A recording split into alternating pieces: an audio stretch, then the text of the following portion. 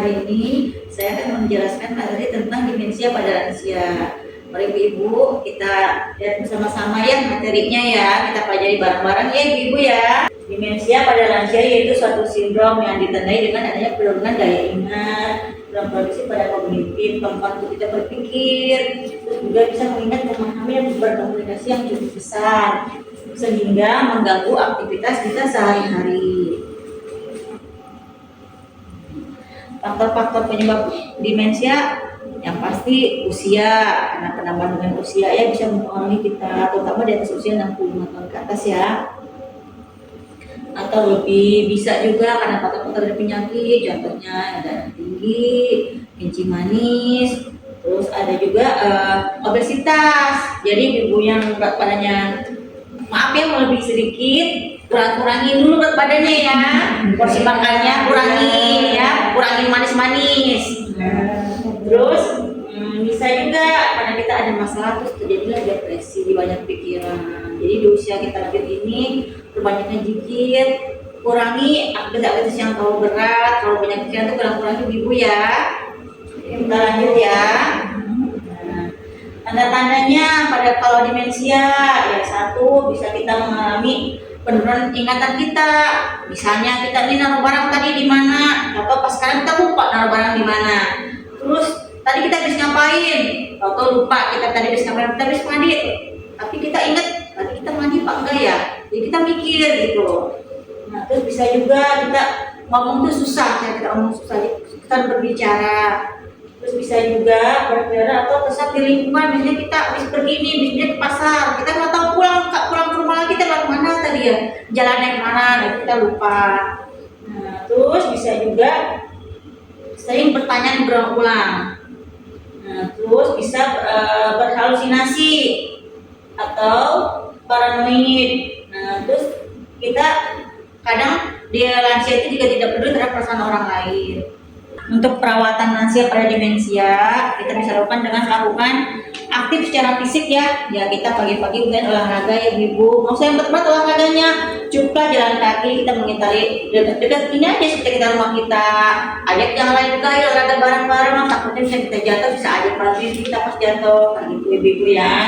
Terus jangan lupa makan makanan yang sehat. Kalau udah usia lanjut ini kita kurang-kuranginnya lemak-lemak, contohnya kayak santan-santan, minyak-minyak, asin-asin, kita harus kuranginnya ibu-ibu ya, biar kita sehat.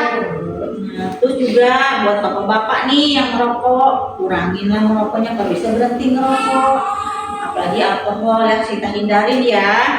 Nah terus juga misalnya kita rutin di check up ke dokter.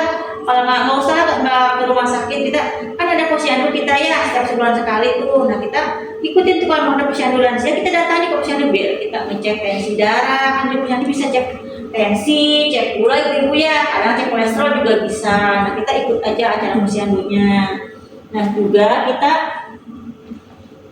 pertahankan hobi yang bisa kita lakukan. Contoh kalau pagi kita bisa menyiram kembang-kembang tuh yang ada di depan rumah kita. Nah, terus nyapu-nyapu halaman kayak gitu. Terus habiskan waktu kita usaha lebih dekat sama keluarga.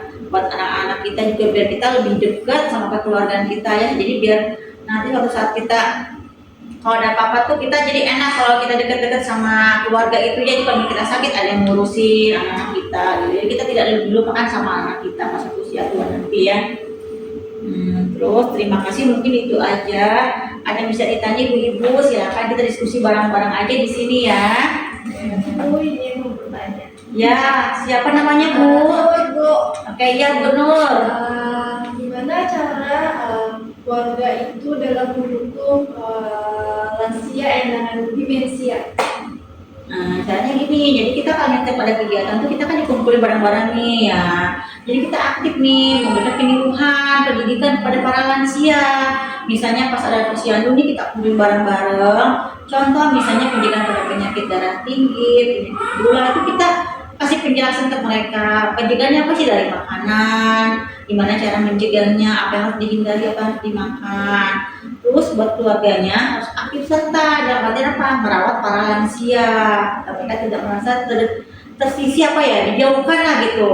Jadi merasa orang tua itu tidak hidup dalam ketuanya dalam sendiri kayak gitu intinya. Terus jangan lupa kita udah dosa ini perbanyak ibadah, selalu zikir sama Allah, jangan lupa tinggalkan sholat. Mungkin itu aja Bu Nur. Kasih ya Bu. Ya sama-sama. Mungkin pertemuan kita hari ini cukup di sini Bu Ibu ya. Terima kasih atas kedatangannya Bu Ibu ya. Assalamualaikum warahmatullahi wabarakatuh. Waalaikumsalam warahmatullahi wabarakatuh.